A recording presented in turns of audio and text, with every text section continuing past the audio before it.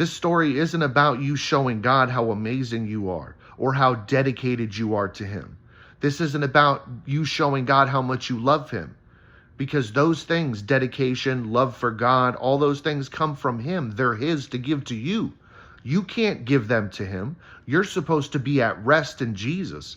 What does that look like? You wake up in the morning and you praise God. You go to bed at night, you praise God. You don't worry about in between.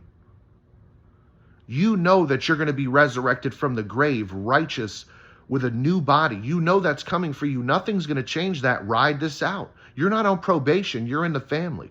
You're supposed to be sitting at a table in the midst of your enemies with your cup overflowing. Why? Because you know who you are in Jesus.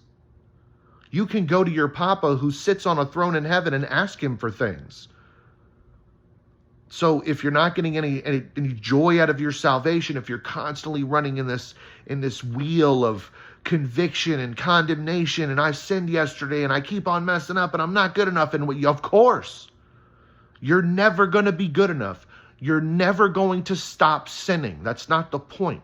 The only time you're going to stop sinning is in the resurrection when you're glorified and holy. Until then, you're a representation of God's grace and God's mercy.